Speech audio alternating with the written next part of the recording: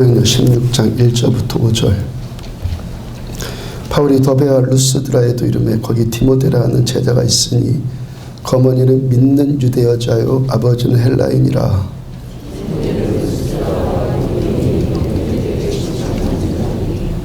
바울이 그를 데리고 떠나고서 알세 그 지역에 있는 유대인으로 말미암아 그를 데려다가 할례를 행하니 이는 그 사람들이 그의 아버지는 할례인인 줄 다 알미로라.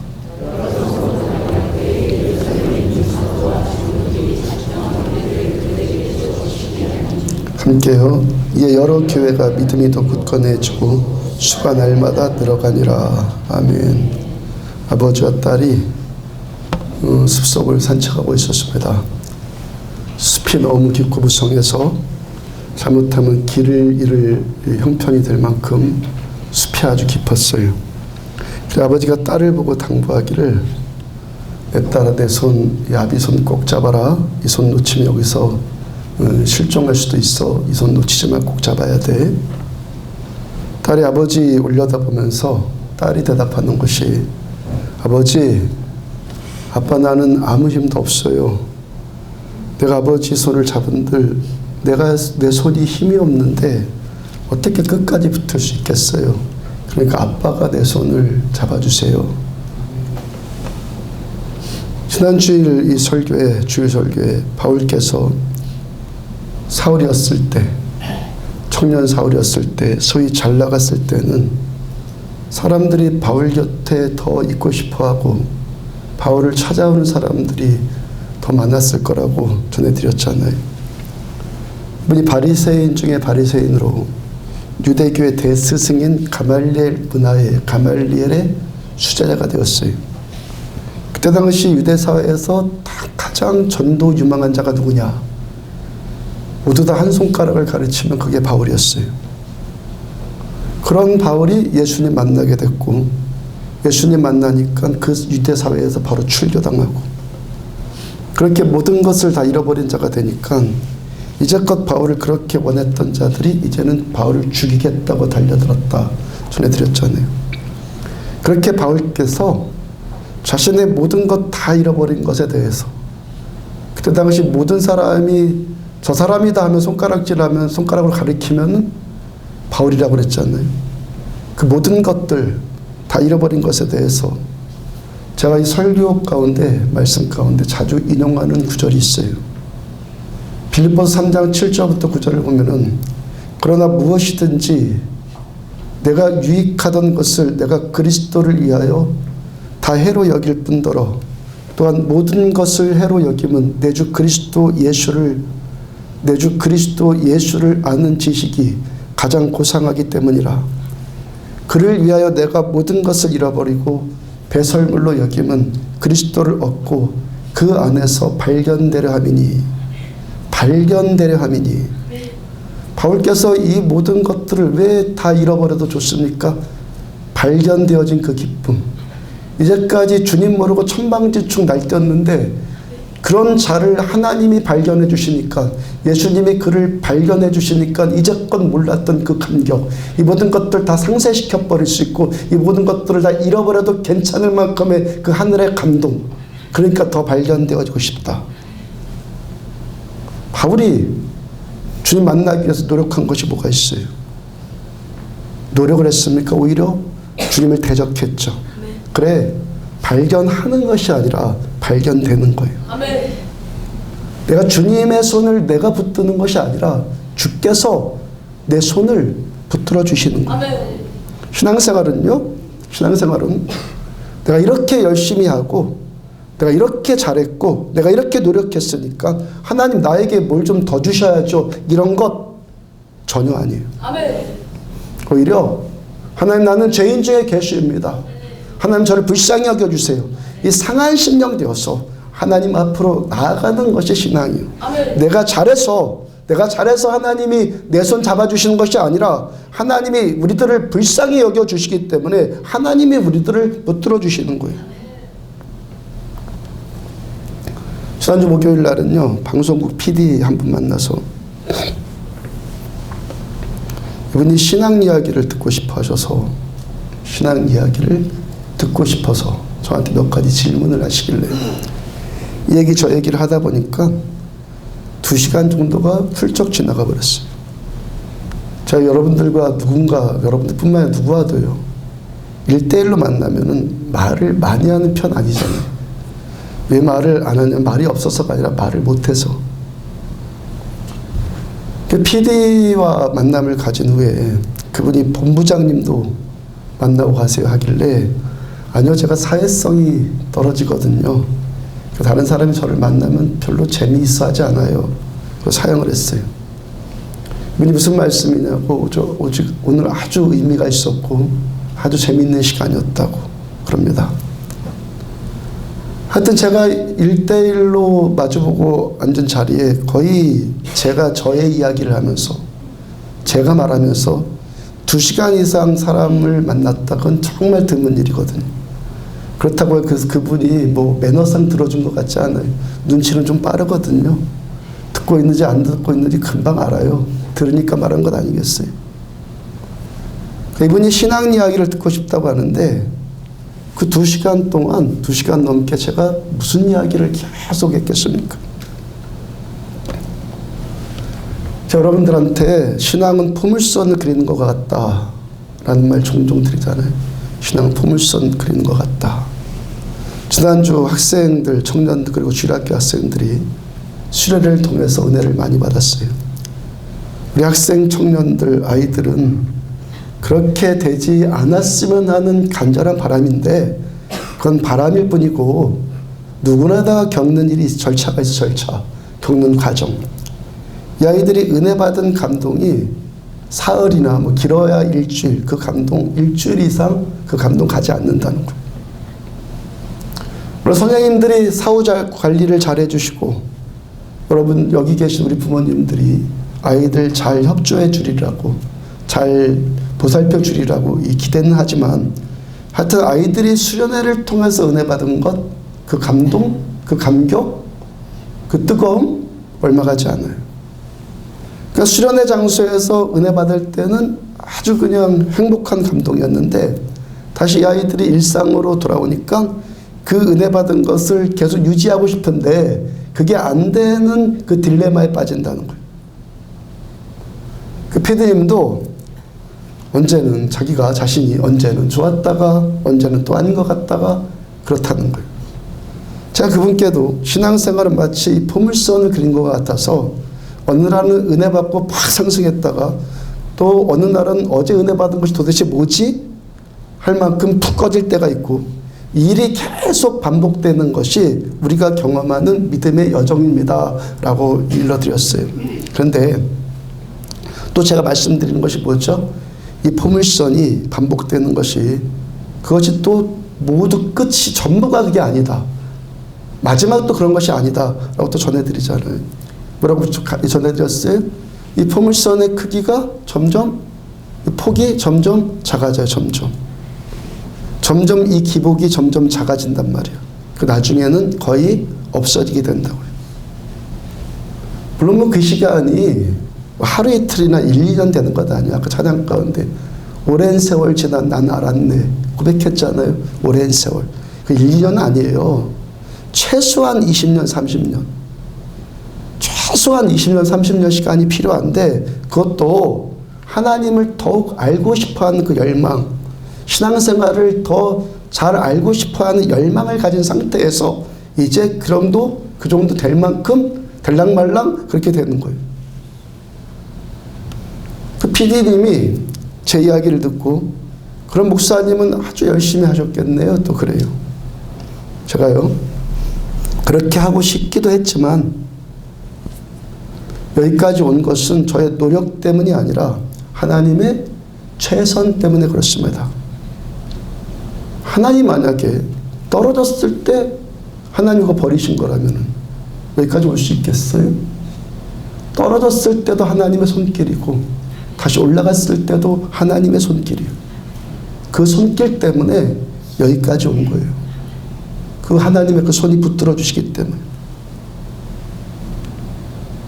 제가 2시간 동안 무슨 이야기 했겠어요? 자, 여기까지 오는 동안 하나님께서 하나님이 저에게 행하신 일들, 그것만 말했겠죠. 그것만 말했어요. 그것도 뭐 제가 말을 뭐 길게 느려서 하는 그런 재주 있는 것 아니잖아요. 그나마 지금 이렇게 설교할 때는 원고로 준비를 하니까 조금 말을 덧붙여서 이만큼이라도 하는데, 어떤 사람과 마주 앉아서 대화를 할 때는요, 정말 용건만 간단히 그렇게 하잖아요. 말 재주가 없었어요, 제가요. 하여튼 그렇게 핵심만 말하면서 이야기를 하는데도, 핵심만 말해서 한 이야기, 또 한 이야기, 또 다른 이야기, 또 다른 이야기, 그렇게 하는데, 하나님께서 저에게 행하신 일들, 그것도 사소한 일들, 뭐 지난주에 겪었던 그런 것이 아니라 큼직큼직한 일들만 말하는데 2시간이 그냥 훌쩍 지나가 버리더라는 거예요. 그 대화 가운데서요, 제가 이만큼 이런 일들이 이루어지기 위해서, 이러한 일들이 이루어지기 위해서 제가 뭘 했다, 내가 뭘 했다, 이런 것들이 끼어들 틈이 없더라는 거예요. 모두 다 하나님이 하셨기 때문에 되어진 일이고, 거기에 우리 주님, 하나님의 이름이 거기에 빠지면 아무것도 성립될 수 없는 그런 이야기들 뿐이더라는 거예요. 하나님의 이름이 빠지면 아무것도 성립이 안 돼요. 신앙의 포물선을 그리고 있는 그 시간들도, 떨어졌을 때도, 올라갔을 때도 다 하나님의 섭리 가운데 있었던 일이고, 그러다 보니까 어느 날부터인가 그 기복이 점점 줄어들고 점점 이렇게 되더라는 거예요. 고린도전서 15장 10절을 보면은, 그러나 내가 나된 것은 하나님의 은혜로 된 것이니 내가 주신 그의 은혜가 헛되지 아니하며 내가 모든 사도보다 더 많이 수고하였으나 내가 한 것 아니요 오직 나와 함께 하신 하나님의 은혜로다. 내가 한 것 아니요 오직 나와 함께 하신 하나님의 은혜로다. 저도 이 믿음의 여정 가운데 바울 사도처럼 점점 이 고백 점점 할 수 있게 되기를 그렇게 소망합니다. 여러분, 자식 키우는 부모의 마음이요, 자식 자랄 때는 어떻게 사랑합니까? 기쁜 마음으로 사랑하죠. 자식 못할 때는 사랑 안 합니까? 사랑해요. 여전히 아픈 마음으로 사랑하는 거예요. 내가 잘했다고 하나님 더 사랑하시고, 내가 못했다고 하나님 안 사랑하시고, 그런 것 아니라는 거예요. 내가 잘했거나 내가 못했거나 나를 택하여 주시고 나를 자녀 삼아 주신 하늘아버지의 이 사랑이 언제나 변함없이, 언제나 변함없는 성실하신 그 사랑이요, 성실하신 그 사랑 때문에, 그 신실하신 사랑으로 우리를 사랑하시니까 우리가 지금도 이 자리에 이렇게 하나님께 예배 드리고 있는 겁니다. 목사일 하다 보니까 환자들 신방할 때 자주 있지 않겠어요?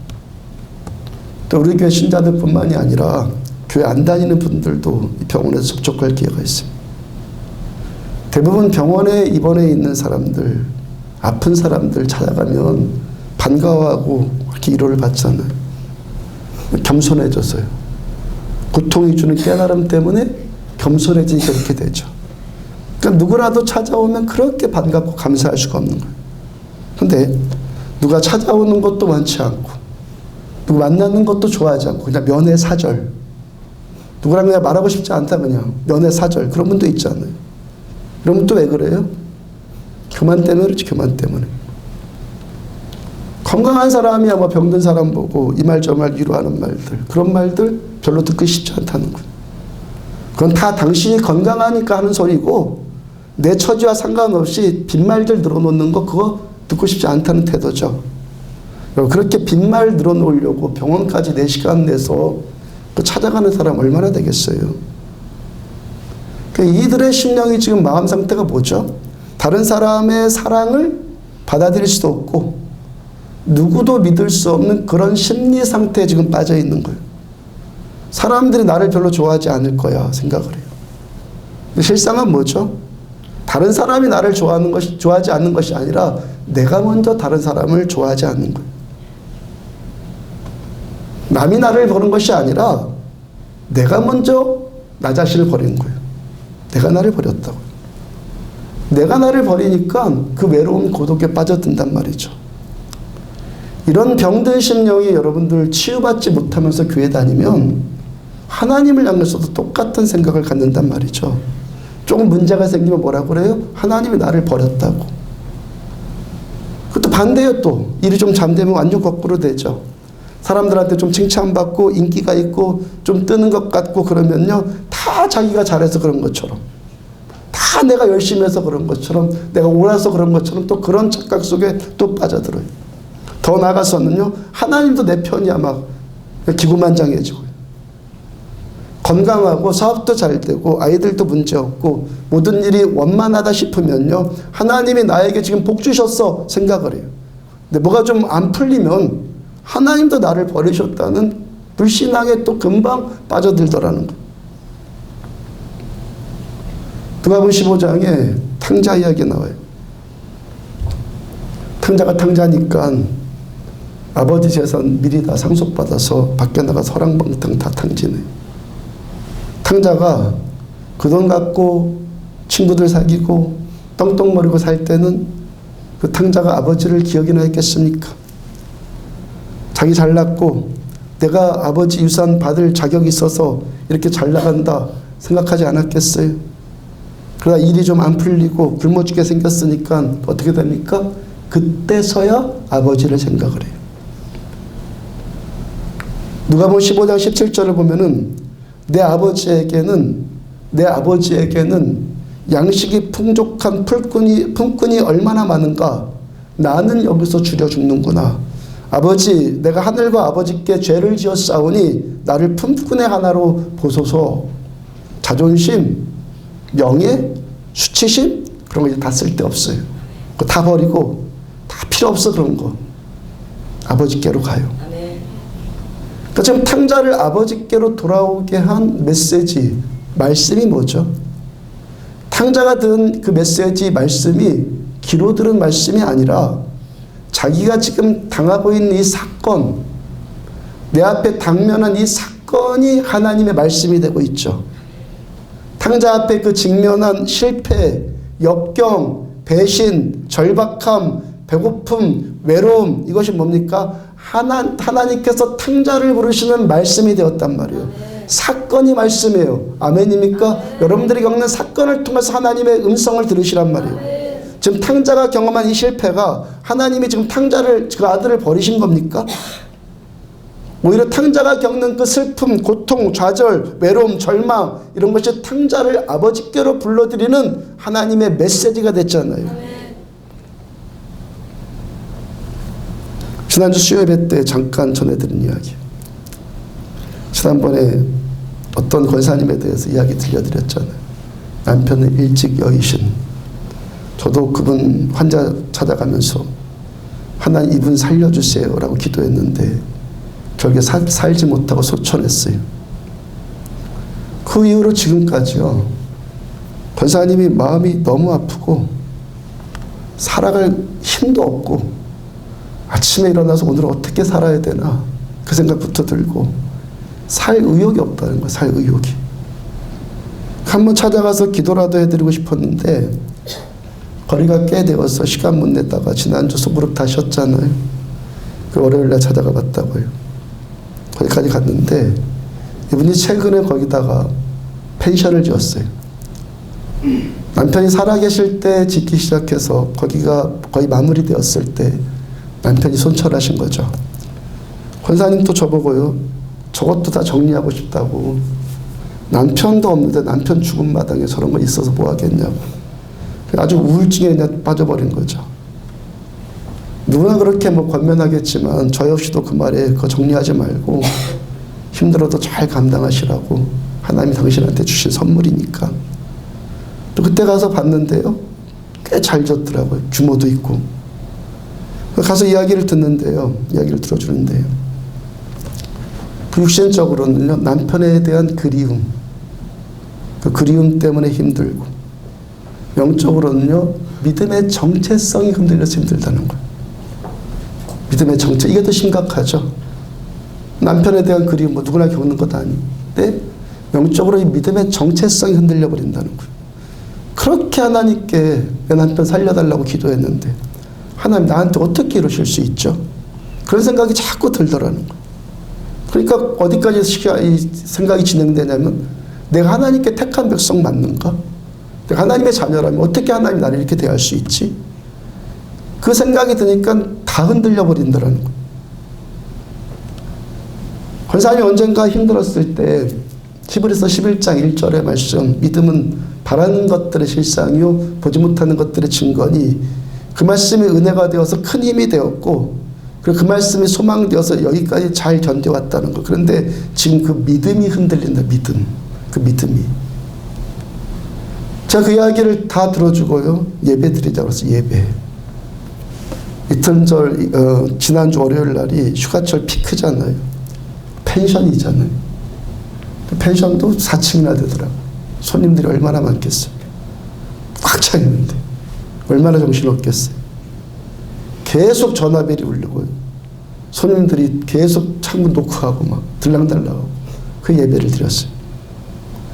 우리가요, 내 마음의 골방에서 이렇게 하나님과 이렇게 세상과 분리된 이 자리에서 하나님과 독대하고 하나님께 집중해서 예배 드리는 것, 이게 가장 좋겠죠. 근데 그럴 형편이 안 될지라도 성령께서 우리가 함께 하시면 얼마든지 예배 드릴 수 있죠.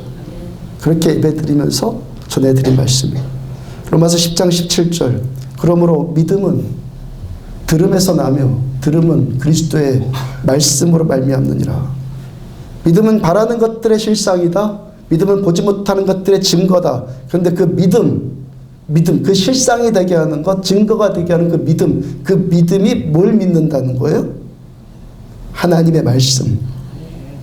믿음의 은사는요, 들어야지 주어지는 거예요. 자꾸 들으셔야 돼요.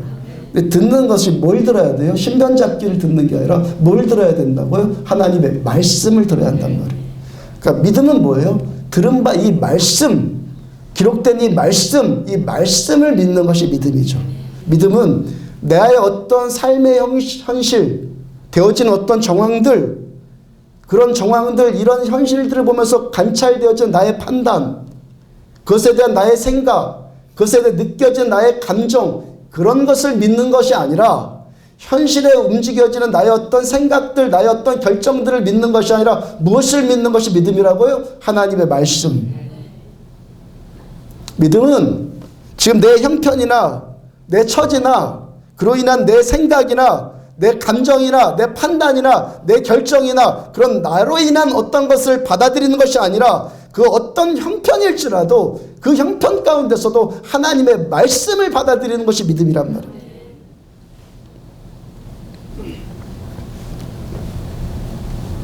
신학자 폴 틸리가 믿음의 역동성이라고 하는 아주 유명한 책을 지었어요. 믿음의 역동성.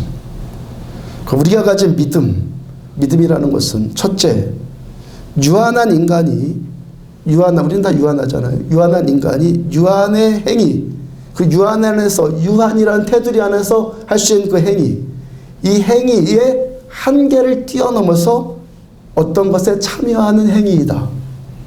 믿음이 뭐라는 거예요? 이 유한을 뛰어넘는 게 믿음이라는 거예요. 유한한 인간이잖아요. 근데 이 유한함에 머물러 있는 것, 그걸 가지고 믿음이라고 하지 않는다는 거예요. 유한함에 머물러 있는 것. 그러니까 내 생각, 내 판단, 그런 거 의지하는 것 믿음 아니라는 거예요. 내 유한함이란 이 경계선을 뛰어넘어서 이 무한함이라는 신의 세계에 참여하는 것, 이게 믿음이라는 거예요. 믿음은 내 현실, 내 연약함, 나의 무지함, 나의 나의 죄인됨까지도 이 영역 안에 매어 사는 것이 아니라 하나님의 사랑, 하나님의 능력, 하나님의 인자하심에 참여하는 행위가 믿음이라는 거예요. 두 번째, 믿음은 이렇게 하나님의 세계, 이 하나님의 세계, 그 신성한 것의 경험 안에서 생각해 볼 때는, 그 신성이라는 것의 경험 안에서 생각을 해볼 때는 확실해지는데, 신성 안에서 경험하면 확실해지는데 유한자의 경험의 차원에서는 불확실한 것이다 그랬어요. 믿음이 뭐라는 거예요? 하나님의 세계를 보는 것이 믿음이에요. 내 눈앞에 보이는 세계, 이게 다가 아니라 보이지 않는 영역이 있다, 들리지 않는 영역이 있다, 보이지 않는 신의 세계가 있다는 것을 알고 그 세계를 보려고 하는 것이 믿음이라는 거예요. 그 하나님의 세계를 믿고 그 하나님의 능력을 믿을 때 믿으면 확신이 만나는 확신. 그런데 유한자인 우리 인간의 이 경험 안에서 유한한 우리 인간의 경험의 차원에서 볼 때는 뭐만 온다는 거예요? 불확실, 의심, 두려움, 절망, 회의감 그런 것만 온다는 거예요. 그러니까 뭐란 얘기입니까? 자아가 강하고 자기 지식, 자기 경험, 자기 세계 이런 것에 비중 많이 두고 사는 사람. 내 경험, 내 지식, 내 판단 그런 것에 비중 많이 두고 사는 사람. 내 감정 그런 것에 비중 많이 두고 사는 사람은 믿음이 생기거나 믿음이 자라거나 그럴 수 있다 없다? 없다. 그러므로 믿음은 보이지 않고 들리지 않는 그 불확실한 것. 확실한 게 아니요. 보여야 믿는다?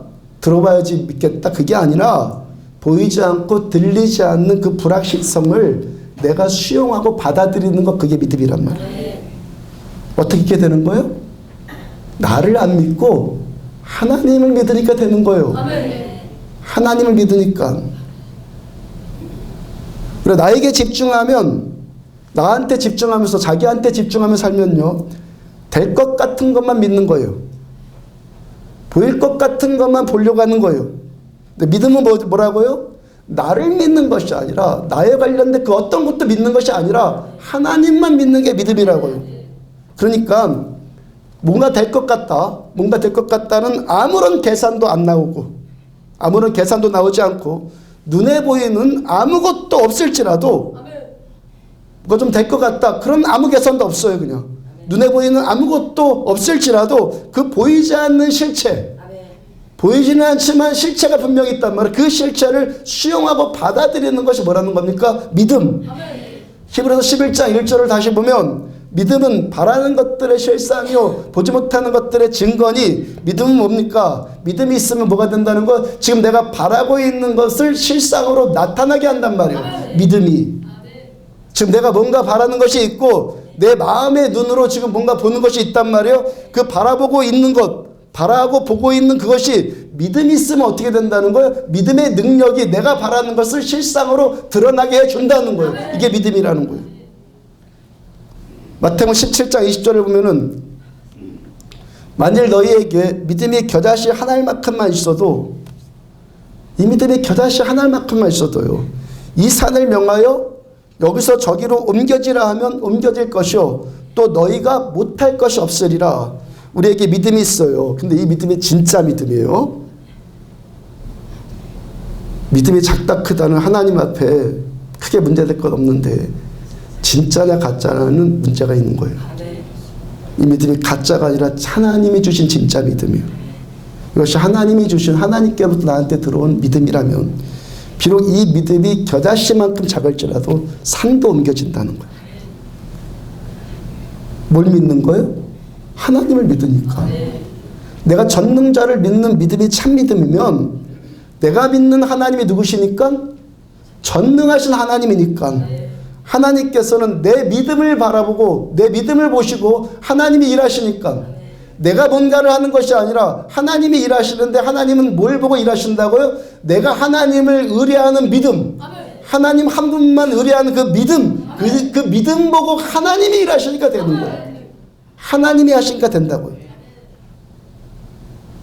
그 우리 안에 믿음이 있으면 이 믿음이 뭡니까? 우리가 바라고 있는 것들을 실상으로 나타나게 해준다는 거예요.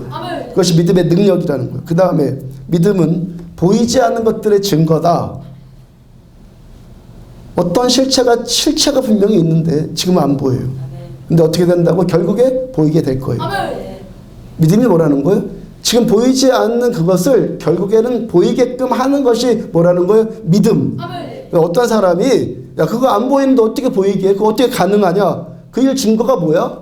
당신이 지금 안 보는 것을 본다고 하는데 그게 증거가 뭐야? 그럼 우리가 뭐라고 대답하는 거야? 내 믿음이야. 내 믿음이 그거 보이게 할 거야. 증거는 나의 믿음이에요. 그렇게 되는 거예요. 지금 보이지 않는 것 보이게 될 겁니다. 당신이 나한테 그 증거가 뭐냐고 묻는데 그 증거는 내가 지금 믿는 나의 믿음입니다. 이렇게 되는 거예요. 내가 그렇게 될 것이 너무 확신하니까, 너무 확신이 되니까 내 믿음이 나의 증거입니다. 내가 믿는 바가 내가 증거입니다. 이렇게 할 수 있는 거예요. 이 믿음까지 자라기를 축복합니다. 이 믿음의 분량까지 자라가라고요. 당신 증거가 뭐야? 내 믿음이에요. 믿음이 됩니다. 이게 자라가라고요. 근데 그 믿음의 대상이 뭐라는 거예요? 뭘 믿어요? 내 신념을 믿어요? 내 어떤 현상을 보면서, 나 어떤 정황들을 보면서, 내 현실을 보면서 판단되어진 내 계산, 내 경험, 그것 때문에 느껴진 내 감정, 그걸 받아들이는 거예요? 뭘 받아들여요? 하나님의 말씀을 받아들이는 거예요. 하나님의 전능하신 성품을 받아들이는 거예요. 그만큼 하나님이 확신되어지고 그만큼 하나님의 말씀이 내 안에서 확신되어진다는 거예요. 말씀은 반드시 됩니다. 확신되어진다는 거예요. 그 유한한 사람이, 유한한 우리가 나의 어떤 경험, 나의 어떤 지식 이런 것들에 붙들려서 나라는, 자기라는 그 테두리 안에 접수되면 옳다고 그러고 그 테두리를 벗어나면 틀렸다고 하는 것, 그 못하는 사람이 누가 있어요? 다 해요. 나라는 테두리 안에서 받아들이면, 접수가 되면 받아들이고, 아니야 틀린 것 같아 안 받아들이고, 누구나 다 하죠. 내 계산에 맞으면 된다고 하고 내 계산에 받아들여지지 않으면 안 된다고 하는 거 못하는 사람이 누가 있어요? 그러니까 믿음은 뭡니까? 자기 지식, 나라는 내 지식이란 테두리의 경계, 내가 갖춘 것, 내가 가진 어떤 능력들, 그런 것들을 뛰어넘고 초월하는 것을 믿음이라고 하는 거예요. 보여야 보겠어요? 들려야 듣겠어요? 이걸 믿는 것이 아니라, 확실해야지만 믿는 것이 아니라 불확실성을 받아들이는 것, 이게 믿음이라는 거예요. 내 생각과 내 현실이 내가 원하는 내 입맛대로 다 잘 되니까, 그래 하나님은 나를 사랑하시는 거야. 이거 믿음이라고요? 아니라고요. 뭘 믿는 거예요? 하나님이 나를 사랑하신다는 말씀을 믿는 거야. 말씀을. 내 소원대로 되면 내가 사랑받는 거고, 내 소원대로 안 되면 내가 사랑 안 받는 거고, 내가 기도한 대로 되면 응답되면 은혜이고 감사고, 내가 기도한 대로 안 되면 하나님이 나를 버리셨는가 보다, 이런 건 아니라는 거예요. 이 사람은 뭘 회개해야 되는 거예요? 뭘 회개해야 되는 겁니까? 자기 주관과 자기 자아가 너무 강한 그 교만함을 회개해야 된다. 그 교만함을 회개해야 된다. 왜? 이 사람은 지금 여전히 하나님의 말씀을 믿는 거 아니라 자기를 믿으니까. 자기 판단, 자기 경험, 자기 느낌, 자기 결정, 자기 감정, 이런 걸 믿으니까 그 본질을 놓고 회개해야 된단 말이에요. 내 교만을 발견하란 말이에요. 요한복음 16장 8절과 9절을 보면은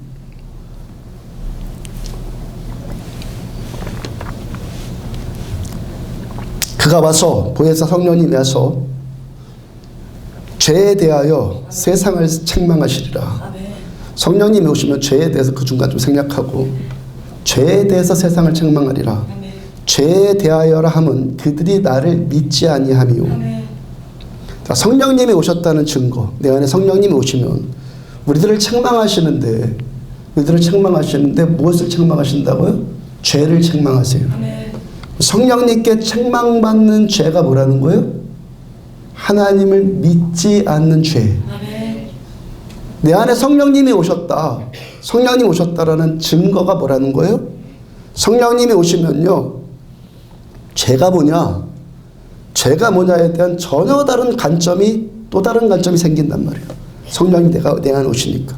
지금까지는 바리새이처럼요, 율법주의자처럼 뭘 하고 안 하고, 뭘 해야 된다고 안 해야 된다고, 그런 기준이 의로움과 죄의 기준이 됐는데, 그것이 이제 무너져 버리는 거예요. 성령님이 오시니까 지금까지와는 전혀 달랐던 어떤 다른 문제를 가지고 책망시키고, 성령님이 나를 회개시키는데, 뭘 갖고 회개시킨다는 거? 성령님이요? 뭘 갖고 나를 책망하신다는 거? 너 믿음 그거 진짜냐? 내가 정말 하나님을 믿는 자인가? 그거를 놓고 하나님이, 성령님이 나를 책망하신다는 거. 보이는 것만 믿고, 믿을 만한 것만 믿고, 손가락 이렇게 헤아려 봐서 될 것만 같은 것을 믿으면서, 그런 걸 믿음이라고 생각했던 그 가짜 믿음, 그게 가짜라고 주님이 나 안에서 책망을 하시는 거예요. 믿음이 아닌 것을 가지고 믿음이라고 착각하고, 어떻게 왜 속습니까? 우리가 신앙생활 조금 하면은 종교생활에 익숙해지거든요. 그 익숙함을 가지고 내가 믿음이라고 착각했던 그것, 믿음이 없는데도 믿음이 없는 줄도 도대체 모르고 믿음 없었던 것들을, 믿음이 아니었던 것을, 오해했던 것을 성령님이 내 안에서 책망하신단 말이에요. 성령님이 내 안에 오시니까 지금까지 율법에 매여서 하라 하지 말라 그런 수준이 죄가 아니라 전혀 다른 차원의 죄를 성령님이 내 안에서 지적을 하신단 말이에요. 로마서 14장 23절 보면은 믿음을 따라하지 아니하는 것은 다 죄니라. 죄가 뭐라는 거예요? 하나님을 믿는 믿음의 기준에 따라서 하지 않는 것이 다 죄라는 거예요. 하나님의 말씀이 내 기준과 판단이 아니라 나의 어떤 경험, 나의 어떤 판단, 내 지식, 나의 어떤 그런 것들, 그런 것이 기준이 될 때 그게 뭐라는 거예요? 그게 죄예요, 죄. 그게 죄라고. 하나님 앞에 의롭다고 인정받는 것은 뭐라고요? 하나님을 믿는 믿음이 의롭다고 인정받는다고. 성경의 맨 처음 말씀이요. 창세기 1장 1절의 말씀부터 그 문자를 선언하세요. 태초에 하나님이 천지를 창조하시니라. 창조란 단어 지난번에 한번 설명해 드렸죠. 히브리어로 뭐라고요? 바라. 창조한다는 이 바라라는 히브리 단어가 뭐가 좀 있고 뭐가 좀 보이고 뭐가 좀 있을만하고 그런 상태에서 뭔가를 만들었다는 것이 아니라 아무것도 없는 전무의 상태에서 무에서 유를 창조할 때 바라라는 단어를 쓰는 거예요. 전혀 불가능해 보일 때, 애시당초 저런 것은 있을 것 같지도 않을 때, 애시당초 저런 것은 있을 것 같지도 않은 것이 있게 되는 것, 이게 뭐라는 거예요? 바라. 그래서 제가 여러분들을 보면서요, 여러분들이 저 사람 참 좋은 사람인데 하는 여러분들의 그런 생각이나 말을 제가 책망하잖아요. 성령의 책망이에요. 저 사람 참 좋은 사람. 뭘 보고 조금 좋은 사람이란 얘기. 좋은 사람, 나쁜 사람의 기준이 뭐예요? 성령께서 오시면, 성령님이 오시면 내 눈에 어떠해 보인다. 저 사람이 이걸 한다, 안 한다. 그런 게 기준 되는 게 아니에요. 저 사람이 내 입맛에 맞는다, 안 맞는다. 그런 게 기준이 아니라고요. 정말 저 사람이 정말 믿음의 사람이냐. 그게 기준이 되는 거예요. 하나님 앞에서는요, 믿음, 진짜 믿음이 있는 사람만 좋은 사람이요. 진짜 믿음. 믿음이 뭐예요? 나에게는 근거 자체가 없어져 버리는 게 믿음이에요. 내가 좀 계산해보고, 내가 좀 생각해보고, 아, 이건 옳아, 이건 틀려? 이렇게 나에게 납득되는 것을 믿는 것, 그게 믿음이라고 하는 것이 아니라 그 근거 자체가 아예 없어져 버리는 그걸 믿음이라고 하는 거예요. 딱 한 가지 근거가 있어요. 근거가 뭐예요? 하나님의 말씀. 하나님께서는 이 말씀대로 이루실 수 있는 전능하신 하나님이라는 믿음. 오직 하나님의 지혜, 하나님의 계획, 하나님의 사랑, 오직 하나님의 것만 받아들이는 것, 그것이 믿음이에요. 내 상황과 현실이 이러니까 누가 어쩌고 저쩌고 그러니까 이런 것 같아, 이런 것이 믿음이 아니라 하나님께서 그렇다고 말씀하셨습니까? 그렇습니다. 이게 믿음이라는 거예요. 빌립보서 2장 17절을 보면은 만일 너희 믿음의 재물과 섬김 위에 내가 나를 전제로 드릴지라도 나는 기뻐하고 너희 무리와 함께 기뻐하리니, 지난주에 전해드린 말씀이에요. 전제가 뭐라고 그랬어요?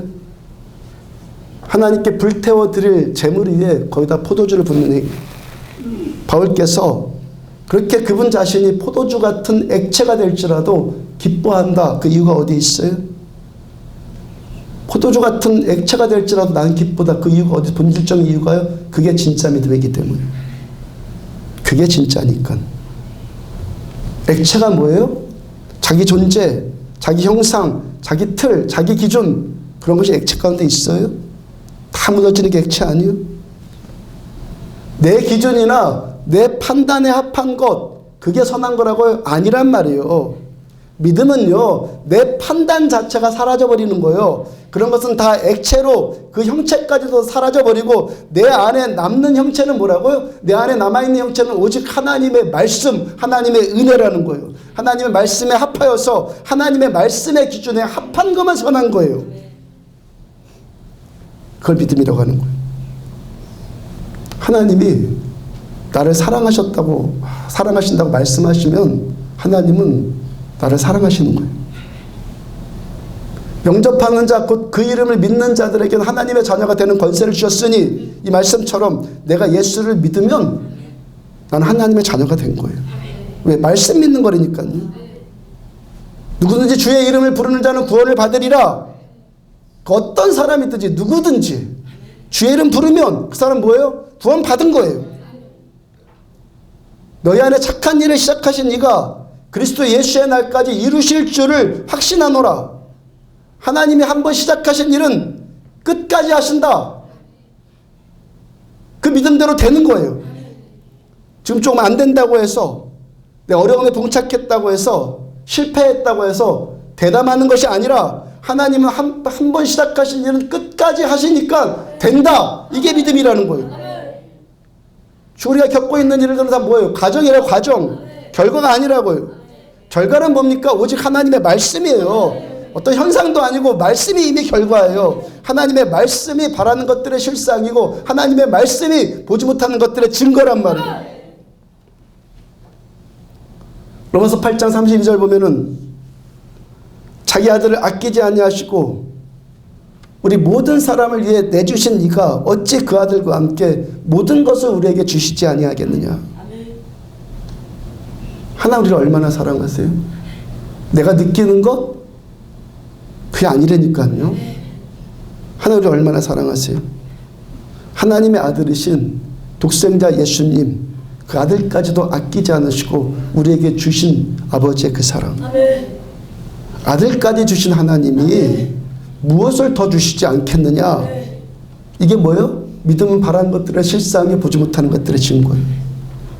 내가 하나님의 이러하신 사랑을 믿으면 하나님은 나를 그렇게 사랑하시는 거예요.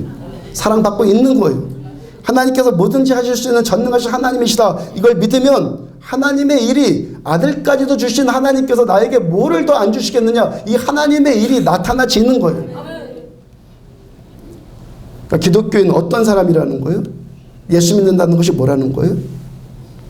내가 하나님 사랑하는 것이 아니에요. 하나님이 오늘도 나를 사랑하신다는 것을 깨닫는 거예요.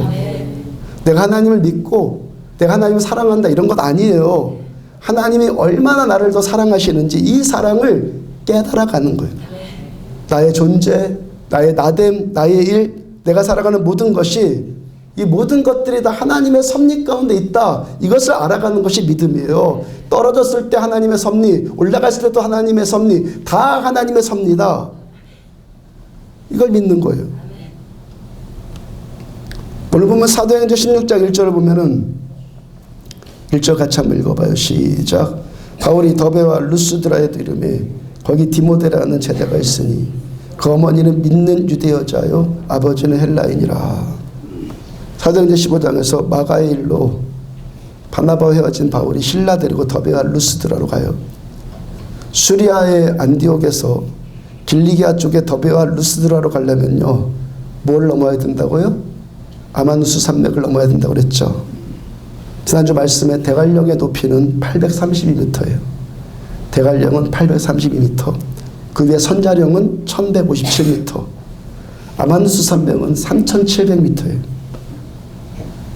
아마누스의 높이가 대관령이 한 5배쯤 되고요. 선자령의 3배쯤 되는 거예요. 아마누스를 도보로 건너서 도보로 넘으려면요 최소한 한 달은 좋게 걸려요. 지난주 말씀에 사도행전 11장 25절 말씀 새기면서 바울이 아마누스를 넘는 것이 지금이 처음이 아니다 라고 전해드렸어요. 길리기아 다소 출신인 바울이 길리기아 출신이라고요. 예루살렘으로 유학 가기 위해서 아마누스를 넘어요. 출세하겠다 야망 갖고 아마누스를 넘어요. 그러다가 철저하게 실패하고 또다시 아마누스를 넘어서 고향으로 낙향을 하죠.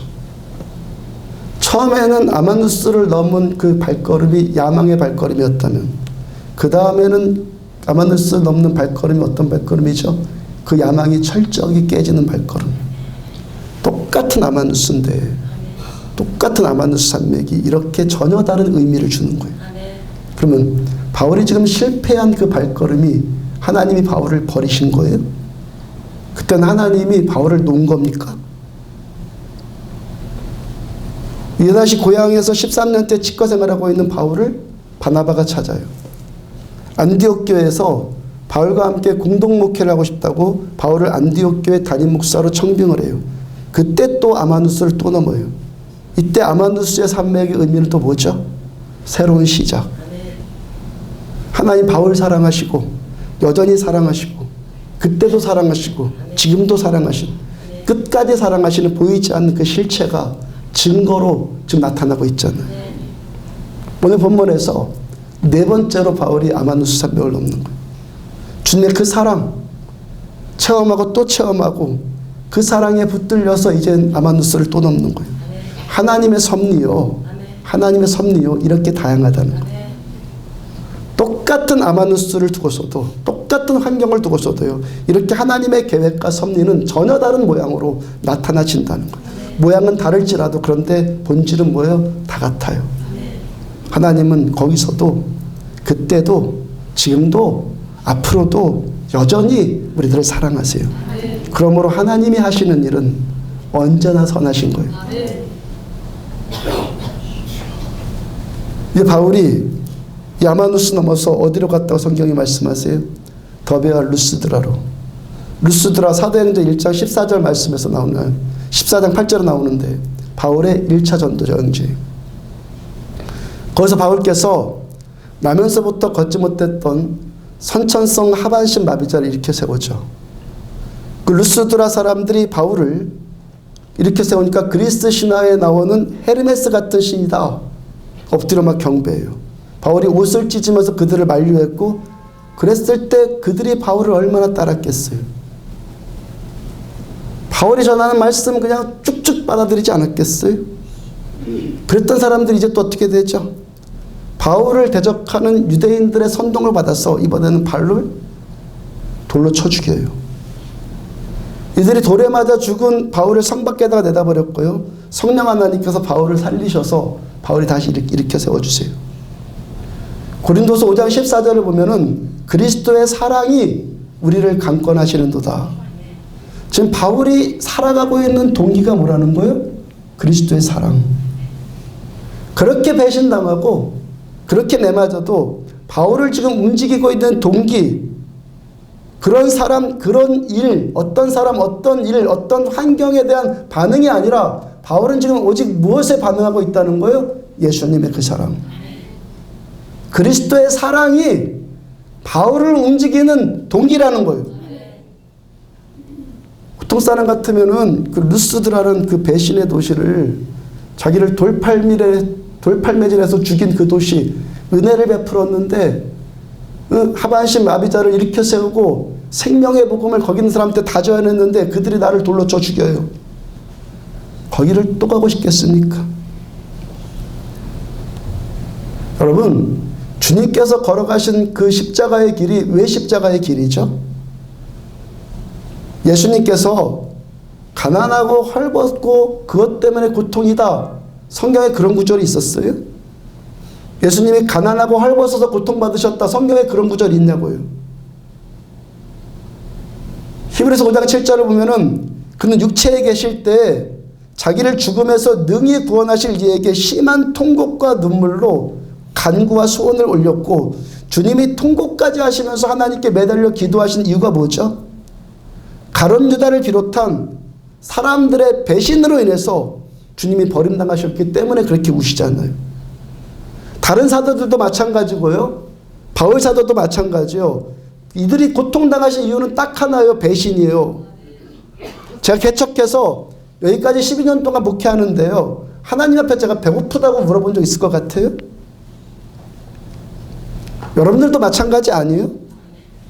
지난주 말씀 전해드린 것처럼 우리가 예수 믿고 그래 주님 말씀 따라 선을 행하다가 낙심되는 것 대부분 무엇 때문에 낙심되는 거예요? 배신의 문제 아니에요? 배은망덕의 문제? 근데 바울이 또 그 루스드라로 또 가요. 왜 간다고요?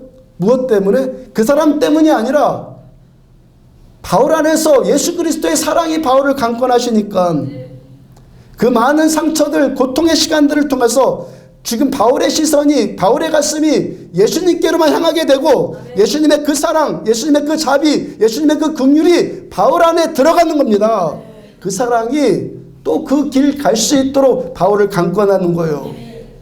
그게 뭐라고요? 나로부터 나오는 거다 뭐라고요? 나로부터 내가 나오는 사랑은요, 다 에로스라고요. 위선이에요. 계산이요. 협상이고 다 필요라고요. 하루아침에 그 사랑 된다고요? 아니에요. 오랜 시간 걸리는 거예요. 예수님의 그 사랑만이 그 낙심 가운데 또 낙심하지 않도록 우리를 강권해서 일으켜 세우는 거예요. 예수의 사랑.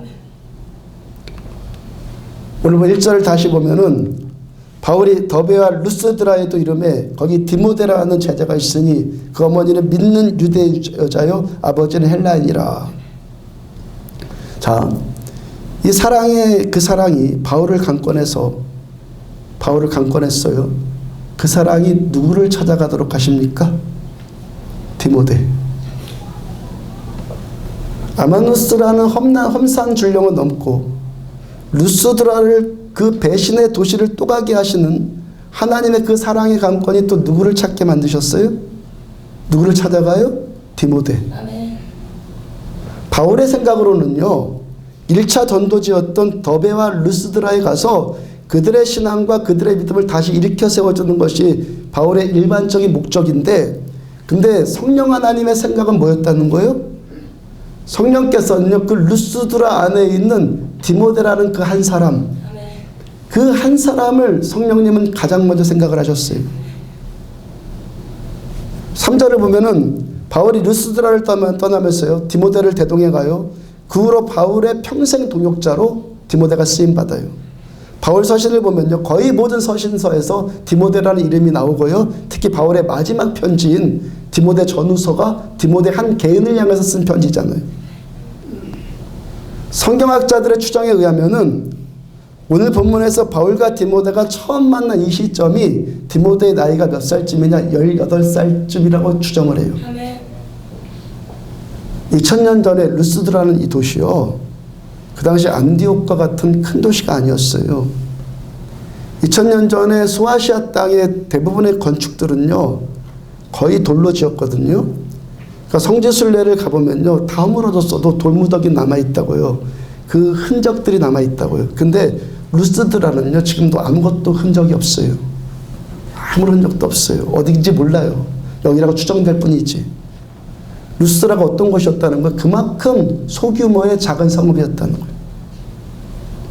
바울께서 아마누르스라는 험산 중령을 넘어가고 그 배신의 도시, 그리고 그 작은 도시로 들어가서 그 조그만, 그 작은 18살 먹은 디모데라는 소년을 바울이 만나게 돼요.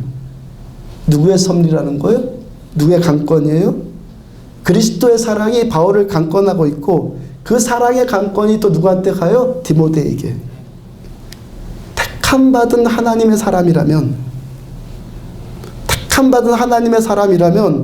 그 어떤 장애물, 내가 하나님의 말씀을 믿는 하나님의 사람이라면 그 어떤 장애물, 그 어떤 고통, 그 어떤 사소함이나 그 어떤 자금일지라도 끝까지 추적하시는 하나님의 사랑이 디모데를 지금 찾아가고 있는 거예요.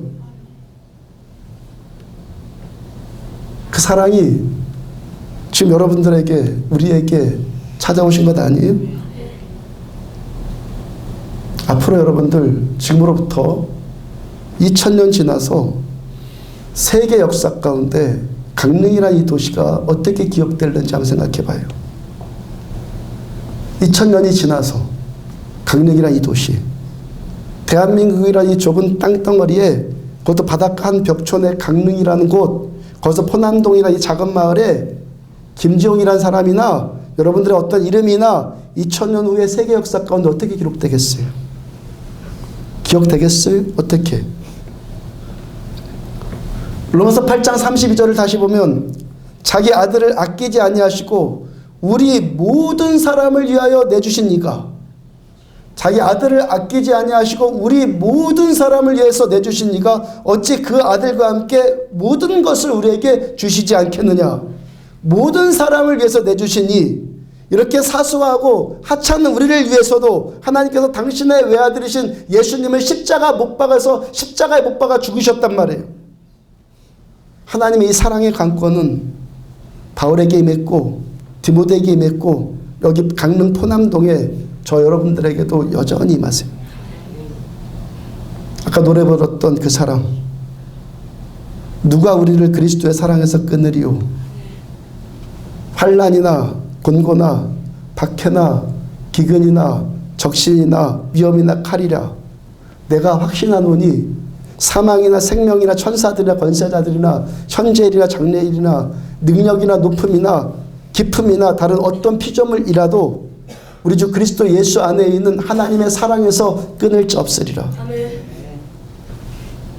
지금 여러분들 앞에 당한 현실이 아니라 이 하나님의 말씀이 그 어떤 것에도 끊을 수 없으리라. 이 하나님의 사랑이 이 말씀이 우리의 현실이에요. 말씀이 우리의 현실이에요. 믿음은 바라는 것들의 실상이요 보지 못하는 것들의 증거가 돼요. 주님의 이 사랑 믿으면 주님의 이 사랑이 나의 실상이 되는 거예요. 주님의 이 사랑 믿으면 그 사랑이 우리에게 나타나지고 그렇게 나타나게 되는 증거가 뭡니까? 주님의 말씀을 믿는 우리의 믿음. 그 사랑 믿으면 독생자 외아들까지 아끼지 않으시고 주신 하나님의 그 사랑이 우리들한테 모든 것을 다 주세요. 말씀이 현실이에요. 아까 권사님 이야기 가운데 지난주가 여름 휴가철 피크 기간인데 휴대폰 울려대고 손님들이 계속 녹화하는 가운데 예배 드렸다고 그랬잖아요. 우리 모든 것 다 내려놓고 휴대폰도 끄고 일상에서 벗어나서 하나님과 독대한 이 예배 자리 너무너무 귀해요. 근데 더 귀한 건 뭐죠? 더 귀한 것. 내가 예배를 드렸다. 내가 열심히 드렸다. 집중해서 드렸다. 이것보다 더 귀한 게 뭐죠? 그것보다 더 귀한 것. 내가 하나님 발견하는 것이 아니라 내가 하나님께 발견되어지는 거예요. 내가 드렸다. 이것보다 더 중요한 건 하나님 받으셨다는 거예요. 내가 하나님 붙드는 게 아니라 하나님이 우리 붙들어 주시는 거예요.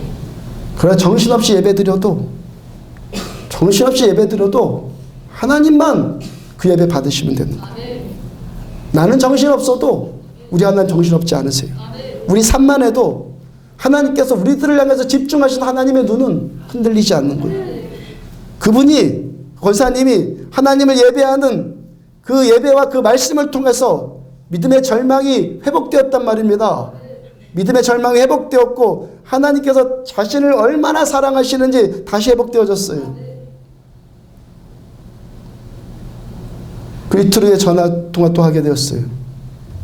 남편에 대한 그리움 때문에 가슴 통증을 느끼고 아무것도 하고 싶지 않고 할 힘도 없었던 무기력증 그것도 치유받았어요.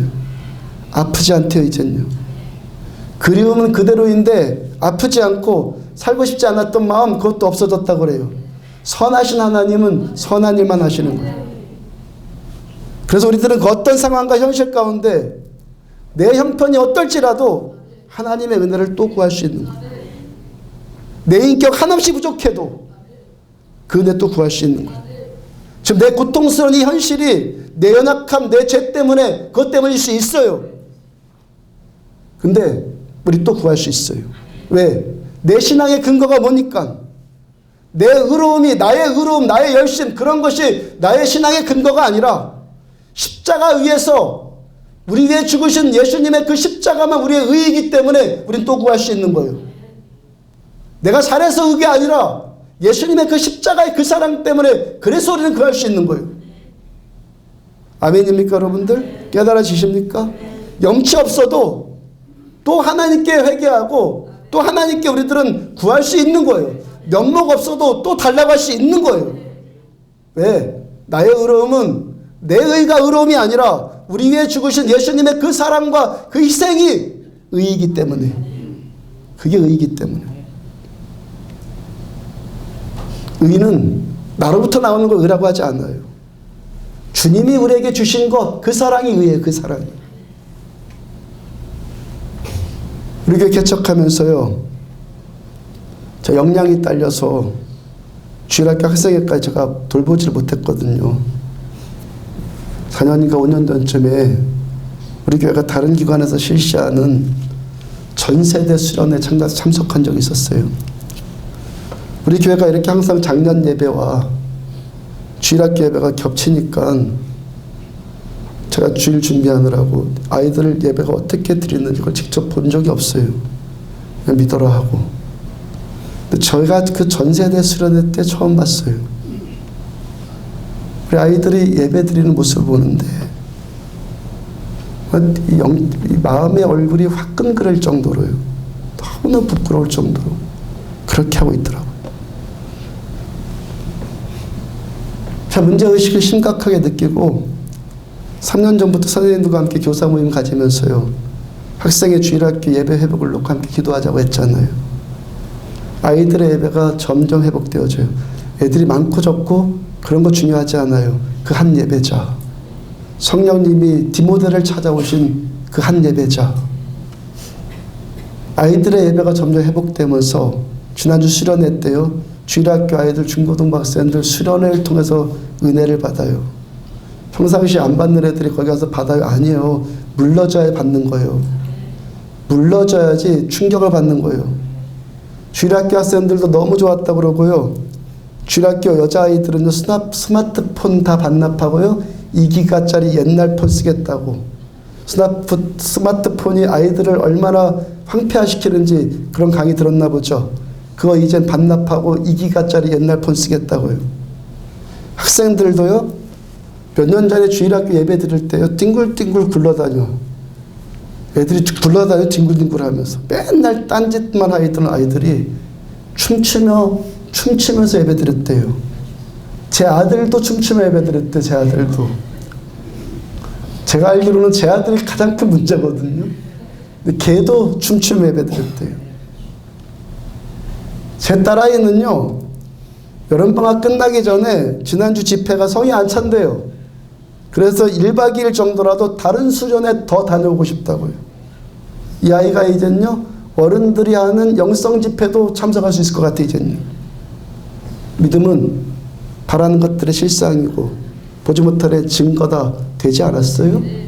내 마음에 바라는 것 실상으로 나타나지 않았어요?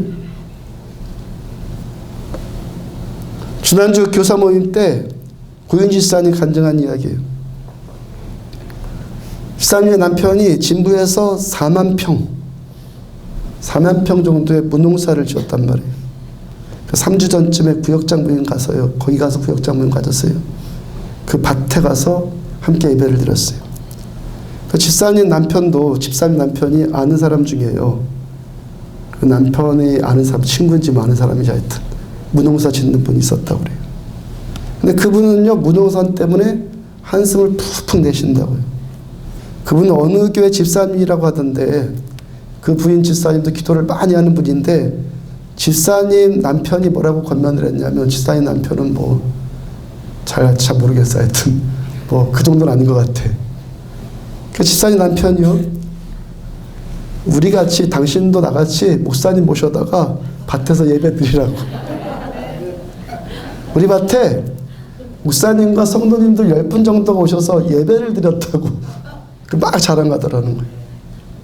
그래서 그분이 듣고, 그 집사님이 듣고, 밭에서 어떻게 예배를 드렸느냐, 의자는 준비했느냐, 성도들은 몇 분이나 오셨느냐, 그 구체적으로 물어보길래 이러했다고 대답해 드렸는데, 그분도, 그 집사님도 그분 다니는 목사님과 그 교회 성도님들을 딱 10분 초청을 했고 밭에서 둥글게 서서 예배 드렸다고 그래요.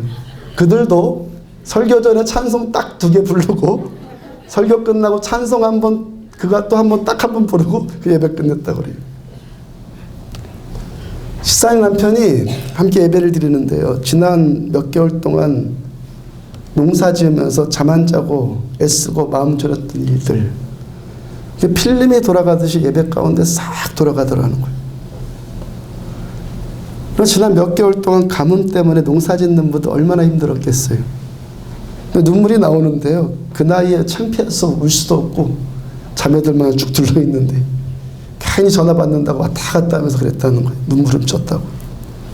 보통 우리가 예배 드리다가요, 여러분들 마음 아프고 그럴 때 있잖아요. 예배 드리고 힘들었던 문제들 가지고 예배 드리고 기도할 때 그 문제들이 은혜 가운데 필름처럼 싹 돌아갈 때 그런 경험 해보셨습니까? 그런 일은 뭐냐면 대부분 하나님께서 그 마음 상처를 치유해 주시는 거예요. 그 싹 돌아가는 게 성령님이 그걸 만져주시는 거예요. 그럴 때 그런 일이 나타나는 거예요. 예배 드리기 전까지는요, 그날 예배 드리기 전까지는 매일 하늘만 보면서 가슴 졸이고 비는 언제 오나, 이렇게 농사 애쓰고 지어놨는데 혹시나 망치면 어떻게 할까, 밤낮 그런 생각으로 불안초조했다는 거예요. 근데 예배 드리고 나니까 그 마음 싹 사라지더라는 거예요. 왜? 그 두려움을 성령님 만져주셨다고 그랬죠. 지금까지도 그 평안함이 계속되더라는 거예요. 지난 주일에 그 서울의 가락동 시장에 집사님 남편이 농사지은 무가 2트럭 올라갔는데요, 최고의 값으로 거래됐대요. 한국에서 최고의 값. 집사님 남편이 함께 무농사를 지은 다른 집사님의 그 간증을 한 거예요. 내가 이렇게 됐으니까 당신도 이렇게 예배를 드려라. 그리고 그분도 마찬가지로 회복이 됐대요. 집사님 남편이 처음 무농사 시작할 때도요, 무농사 시작할 때, 올해 시작할 때 왜 그 무농사를 졌냐면, 내 아내가 하나님을 믿고 내 아내가 기도하는 사람이고 내 아내가 무농사를 지으라고 했다고 해서, 아내가 무농사라고 했다고 해서 다른 사람들은 다 파농사를 하는데 그 집사님 남편만 무농사를 했다는 거예요. 그러니까 집사님 남편도 작년에 무농사를 해서 다 망쳤거든요. 근데 올해 또 무농사 지으라고 집사님이, 그러니까 그 말만 듣고 그 말 믿고 그냥 또 무농사 지었다는 거예요. 작년에 무농사가 안 되었고 또 이번에 가뭄이 왔고, 그러니까 거의 대부분의 사람들이 다 파농사 지었단 말이에요. 근데 집사님만 보니까, 집사님의 남편만 무농사를 지었어. 보니까 그 산이, 진부 그쪽 땅이 전부 파밭이에요. 무밭은 거기밖에 없어요. 그리고 예배 드리고 났더니 계속 비 왔잖아요. 그러니까 그 무가 최상품이 됐어요. 올해 또 무농사 지은 사람 별로 없단 말이에요. 한마디로 뭐가 된 거, 대박 났잖아요. 평상시 거래되는, 작년에 거래되는 값에 몇십 배로 지금 거래가 돼요. 무 하나가. 그래요. 집사님 남편이요, 집사님한테 그랬대요. 일은 앞으로 내가 할 테니까 당신은 기도만 하라고. 아는 거야 이게요. 믿음 없어도 보이거든요. 증거로 나타나거든요. 바라는 것들 실상으로 나타나거든요. 보이니까. 근데 작년에 무농사 안 됐을지라도 뭐예요? 하나님의 사랑. 아멘. 잘 될 때도 하나님의 사랑. 이 모든 일에 하나님의 사랑이 우리를 강권하는 거죠. 작년에 실패했을지라도 하나님의 사랑은 여전히 계시고, 올해 잘 됐을 때도 그 사랑 변함없는 사랑 아니에요? 이렇게 경험하고, 이 경험하고 있는, 우리가 경험하는 하나님의 이 사랑의 강권이 바울에게 임한 주님의 그 사랑이 디모데에게 건너가듯이 우리가 이 사랑 받고, 우리 이 사랑 알고 누리고, 이 사랑 필요한 또 다른 사람에게 흘러가야겠죠. 이것이 우리를 향하신 하나님의 사랑 아니에요? 십자가의 아들까지도 주신, 십자가에서 독생자 외아들까지 주신 하나님의 그 사랑, 그 사랑을 믿으세요. 말씀을 믿으시라고. 그 사랑 안에 더욱 거하시고, 그 사랑이 필요한 또 다른 사람에게 그 사랑의 통로들로 우리들 쓰임받게 되기를, 가장 복된 삶 아니에요? 그 사랑의 통로로 쓰임받는 것, 이 보배롭고 존귀한 삶들 사시기를 주의 이름으로 축복합니다. 일어서 찬양합시다. 그 사랑 찬양합시다.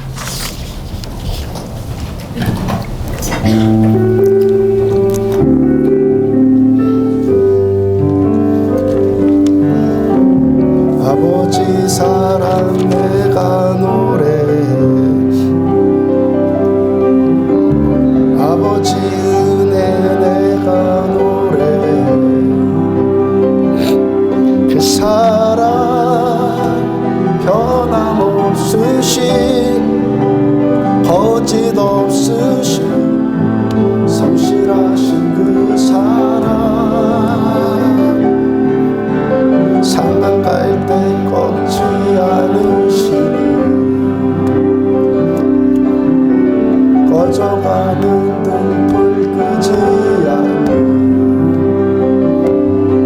사랑 변함없으신 거짓없으신 성실하신 그 사랑 아버지 사랑 내가 아버지 사랑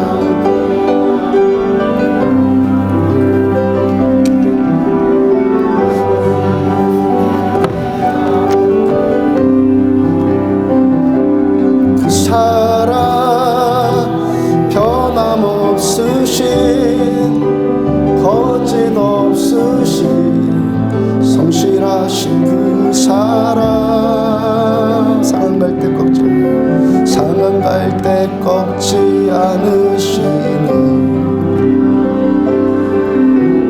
꺼져가는 등불 끄지 않는 그 사랑 변함없으신 거짓없으신 성실하신 그 사랑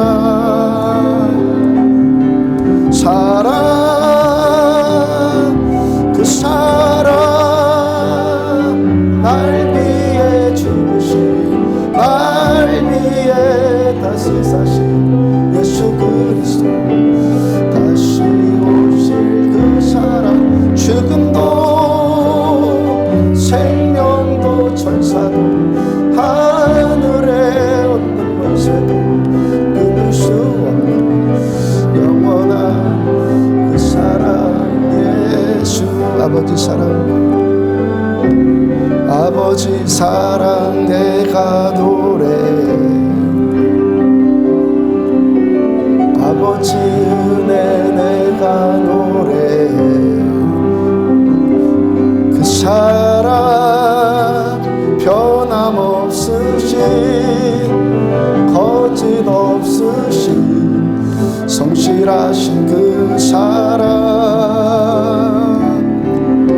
상한 갈 때 꺾지 않으시는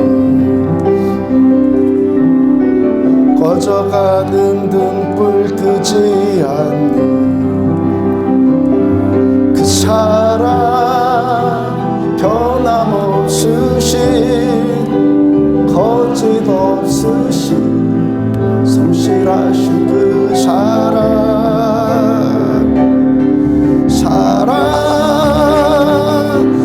그 사랑 날 위해 주신 날 위해 다시 사신 예수 그리스도 다시 오실 그 사랑 죽음도 생명도 천사도 하늘의 어떤 권세도 끊을 수 없는 영원한 그 사랑의 그 사랑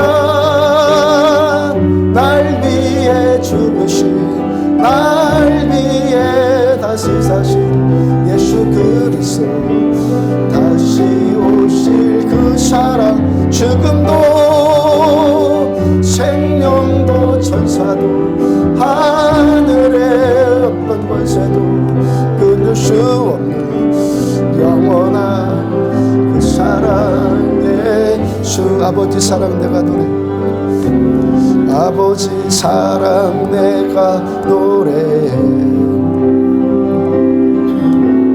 아버지 은혜 내가 노래해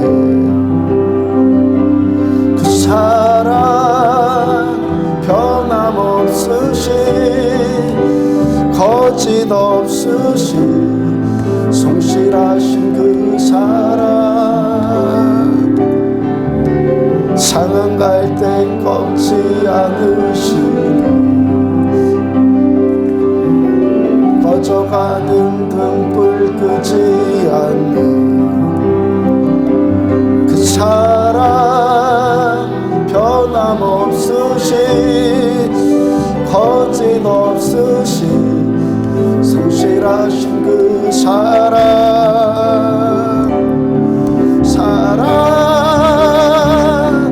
그 사랑 날 위해 죽으신 날 위해 다시 사신 예수 그리스도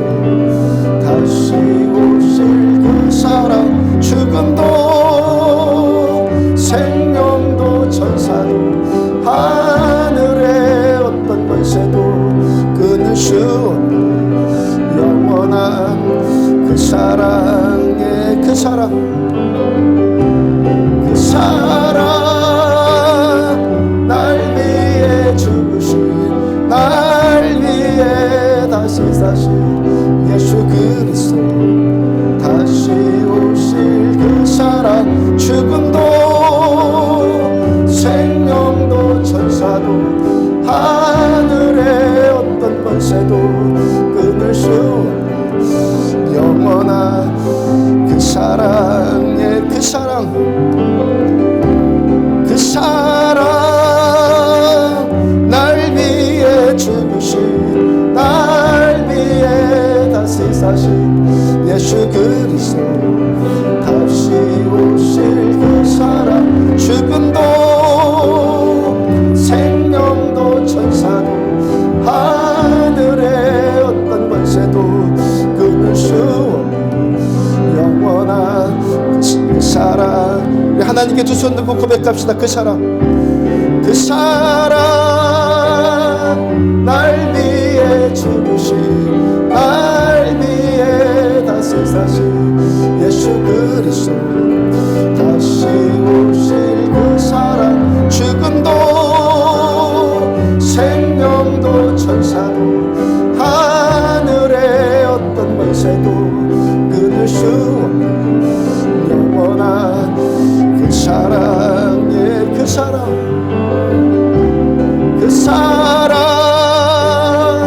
날 위해 죽으신, 날 위해 다시 사신 예수 그리스도, 다시 오실 그 사랑, 죽음도 생명도 천사도 하늘의 어떤 권세도 끊을 수 없는 그 사랑.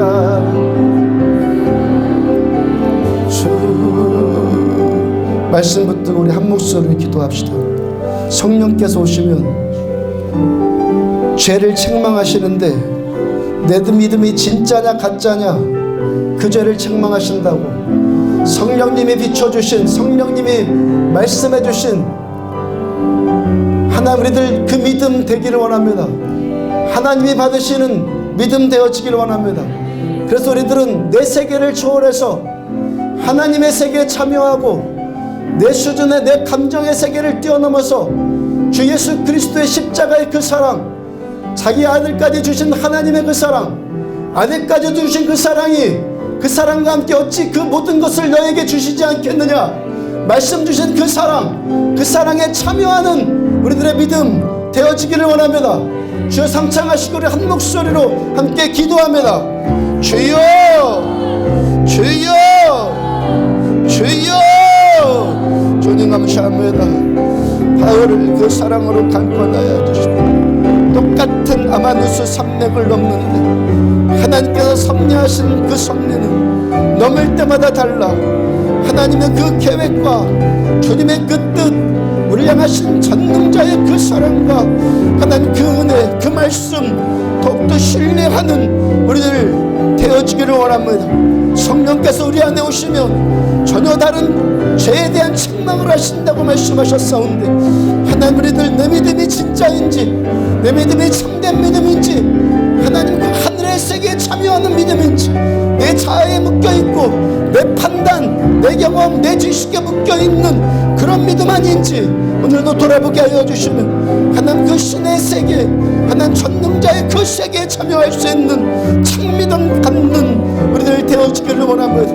보여지는 현실이 현실이 아니고, 저여지는 정황들이 현실이 아니라 하나님의 말씀이 현실이고, 하나님의 말씀이 실제이고, 하나님의 말씀만이 증거다라고 하나님 말씀 주셨사오니, 하나님 그들 그 떳떳한 확신 가지고 내가 믿습니다. 되어질 것입니다. 내가 보이는 것은 보이게 될 것입니다. 내 믿음이 그 증거입니다. 하나님 말씀하여 그렇게 고백할 수 있는, 그렇게 확신할 수 있는 그 믿음까지 우리들은 계속해서 살아가는 우리들 되어지기를 원합니다. 주님 얘기합니다. 믿음 없음을 회복합니다. 믿음의 약함을 회복합니다. 하나님의 가짜 믿음을 믿음인 줄 알고 속박했던 것들을 회개합니다. 하나님 우리들은 참 믿음을 갖는 자들 되기를 원합니다.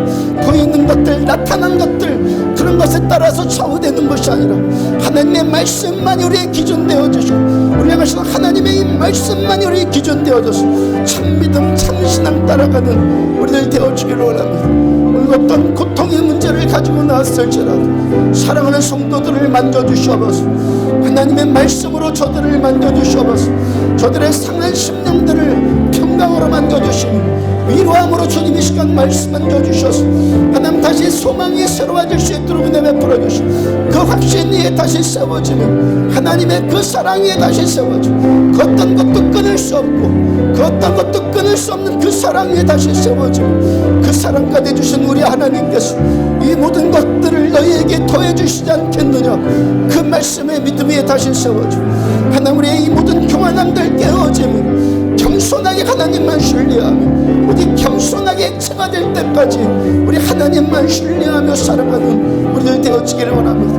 내 태들이 끊어지지 않는 것들 보여지게 하여 주시고 하나님 우리의 이 태들이 경계선들 하나님 말씀으로 언제든지 깨지고 파쇄되어지고 우리 안에 있는 이 견고한 진들이 말씀으로 깨어지며 하나님 은혜로 깨어짐으로 말미암아서 하나님 우리들 하나님의 사람, 예수의 사람, 바울처럼 디모데처럼 그 사랑이 우리를 강권하여서 그 사랑에 반응하며 그 사랑의 말씀에 반응하여서 오늘도 우리들 나아가는 우리들 되어지기를 원하면, 그래서 그 사랑 필요한 또 다른 사람에게 그 사랑의 통로가 되어주고 절망하는 사람 소망으로 일으켜 세워주며 하나님 무기력한 사람들 생명으로 다시 소송시켜줄 수 있는 그 사랑의 통로들로 우리들은 쓰임받기를 원합니다.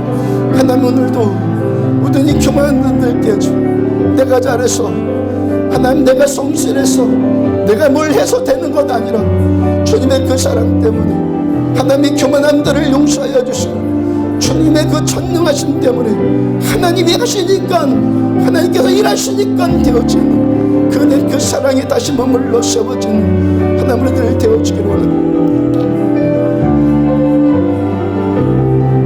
끊을 수 없는 영원한 그 사랑 예수, 그 사랑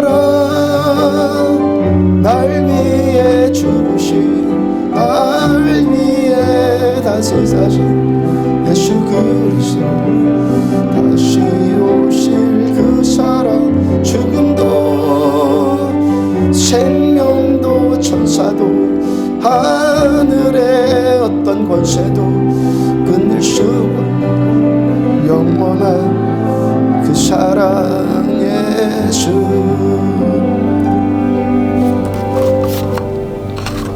성령께서 오시면 우리의 죄, 믿음에 관련된 죄를 책망하신다고 주께서 말씀하셨는데, 하나 우리들 교만해서 내 생각에 테두리 안에 하나님의 전능하심을 테두리 안에 묶었던 것들, 전능자의 말씀을 나라는 테두리 안에 가둬뒀던 이 교만함을, 믿음 없음을 주 우리를 용서하여 주시고 주 우리를 긍휼히 여겨주시옵소서. 내가 잘해서 내가 잘나서 그렇게 되어진다고 생각했던 이 교만함들도 십자가 앞에 내놓습니다. 주 우리를 용서하여 주옵소서. 초막이나 궁궐이나 높아질 때나 낮아질 때나 모두 다 하나님의 섭리였습니다. 하나님만 인정합니다. 주님의 그 사랑만 인정합니다. 지금 사랑하는 성도들 어떤 곤고함, 어떤 고통의 문제 가지고 나왔을지라도 이 말씀이 저들의 심령을 깨우기를 축복합니다. 이 말씀이 평강이 되고 이 말씀이 사랑이 되고 이 말씀이 위로가 되어져서 저들 절망 가운데 다시 소망을 얻게 하여 주시며 믿음의 확신 위에 굳건히 세워져서 주께서 주시는 그 사랑에 공급받아 아들까지 주신 하나님의 그 사랑이 모든 것을 다 주신다고 말씀하신 그 하나님의 사랑의 고백이 우리의 삶 가운데 현실로 나타나지는 모두들 되어지기를 축복합니다. 하나님, 어떤 상황 안에서도 내 믿음이 그 증거입니다 라고 우리들 확신하고 고백할 수 있는 믿음의 사람들로 계속 자라가기를 원합니다. 그래서 그 사랑, 바울처럼 디모데처럼 그 사랑이 우리를 강권하여서 또 다른 사람들을 일으켜 세우듯이 우리도 그 사랑으로 또 다른 사람들을 세워주며 살려주는 그 보배롭고 존귀한 인생들 살아가는 모두들 되어지기를 축복합니다. 자녀들 축복합니다. 다음 세대들 계속 축복합니다. 하나님을 만나고 하나님께 발견되어지는 자들이 계속해서 일어서기를 축복합니다. 사랑하는 자녀들, 그래서 하나님의 꿈을 꾸고 하나님의 소망으로 이 땅 살아가는 자녀들 되어질 줄로 믿습니다. 주 예수 그리스도 이름으로 사랑하는 성도들의 곤고함이 말씀으로 풀어질지어다. 예수 그리스도 이름으로 고통이 치유받을지어다. 주 예수 그리스도 이름으로 모든 막힌 담들이 돌파되어질지어다. 어둡고 방황하고 갈등된 모든 것들이 예수 그리스도의 평강으로 장악당할지어다. 하나님 감사합니다. 하나님을 믿는 자녀 삼아주셔서 감사합니다. 하나님이 전능자시기 때문에 감사합니다. 하나님이 그 사랑으로를 사랑하여 주시기 때문에 감사합니다. 주님만 영광 받으시옵소서. 지금은 생명이신 우리 주 예수 그리스도의 은혜와 하나님 아버지의 무한하신 사랑과 성령님의 내주인도 교통하심이 말씀 붙들고 그 믿음, 그 사랑 안에 거하기를 원하는 종과 사랑하는 성도들의 머리머리 위에 지금부터 영원까지 함께 하시기를 축원하옵나이다. 아멘.